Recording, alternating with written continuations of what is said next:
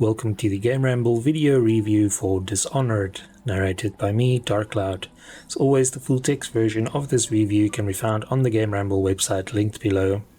The TLDR for Dishonored is that it allows players to step into the stealthy boots of a master assassin and eliminate your foes through violence or cunning in this immersive first-person title, eliminating your enemies with deadly gadgets or supernatural powers as a blast, but playing as a silent shadow that is never seen is arguably even more fun.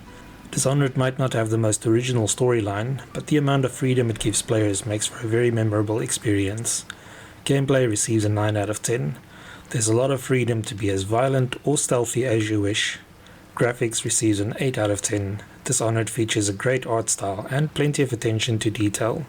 Sound receives a 9 out of 10. The game has stellar voice acting, despite some repetition. The overall score for Dishonored is 8.7 out of 10. And now for the full review. Dishonored opens with Corvo Atano, bodyguard to the Empress of the Isles, returning to the industrial city of Dunwall from a foreign voyage.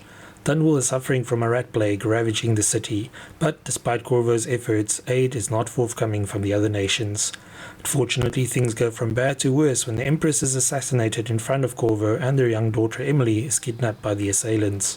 Framed for the murder and kidnapping, Corvo is thrown into prison, where he awaits his execution.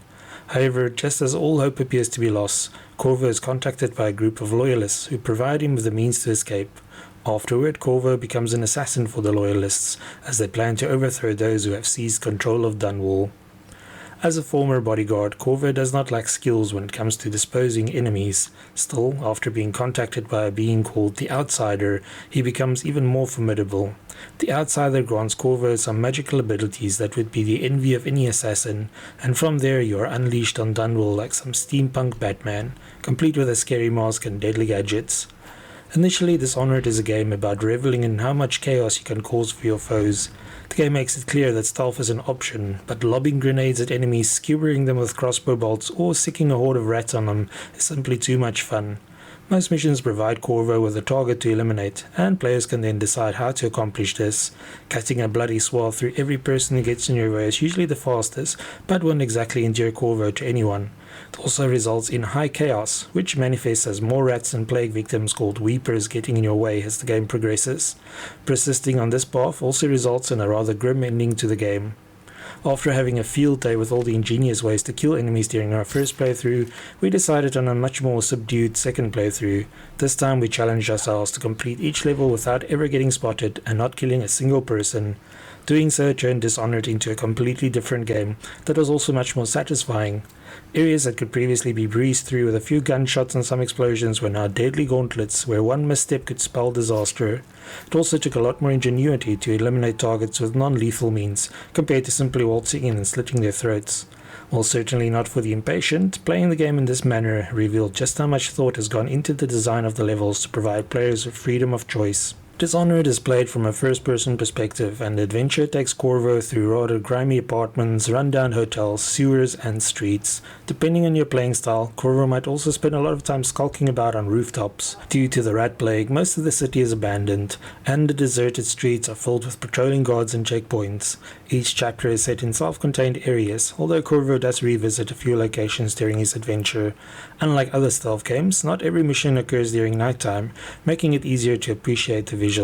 In addition, the game encourages exploration too, thanks to optional quests such as finding all the paintings on a level or seeking out interesting lore books. Along with very distinct character designs, the environments are also beautiful in a rundown and ramshackle kind of way. The game runs on Unreal Engine 3, which provides lovely vistas and close-up details. Still, we also encountered some hideous character deformations when dead or unconscious characters ended up stuck in the scenery. Thankfully, this was the exception and not the norm, and overall Dishonored is a great-looking game. Arcane Studios definitely considered that stealth players would be spending a lot of time lying in wait, so they paid a lot of attention to the audio. As a result, Dishonored features a stellar voice cast that includes the likes of Lena Headey, Susan Sarandon, Michael Madsen, Billy Lush, and Chloe Grace Moretz. Even Carrie Fisher lends her vocal talents to the game with a special cameo.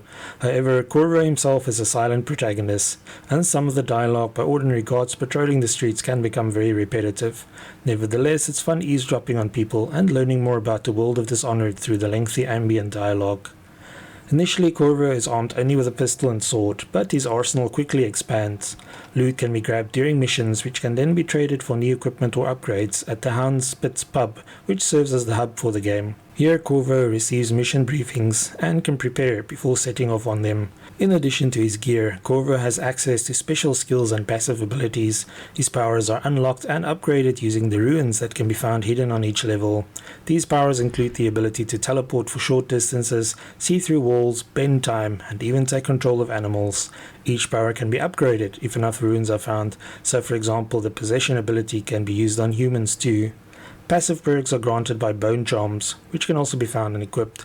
Their effects are minor, but still useful, such as the ability to regain mana by drinking water, or possessing rats for longer. Tracking down these runes and bone charms is made easier thanks to a unique mechanical heart gifted to Corvo by the Outsider. It's incredibly creepy to use, but shows the distance and direction to the items, and can even be used to hear more information about the people or places you see. Regarding controls, Dishonored plays like a standard first-person game, and abilities or weapons can be accessed via hotkeys or a radial menu. Playing stealthily is extra nerve-wracking in first-person, but the ability to peek around corners is useful. Enemies have a cone of vision, which can be seen when using the dark vision ability, so remaining hidden is a matter of staying out of their sight. Additionally, players can sneak up behind enemies to pickpocket essential items such as keys from them, or stealthily choke them into unconsciousness. Sleep darts are in limited supply, but allow enemies to be taken down non-lethally from a distance. However, this leaves players with the task of hiding the body where either other guards or rats can't find it. The latter is especially important for players who want to do a no-kill playthrough.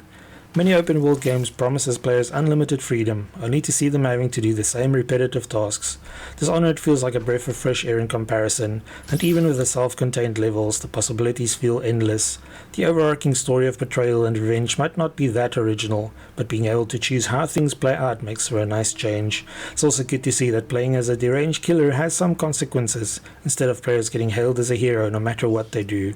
It's not a very difficult game, especially when played in high chaos, but it's a lot of fun and very unique. Thanks for joining me for this Dishonored PC review. Remember to like, subscribe and share. Until next time.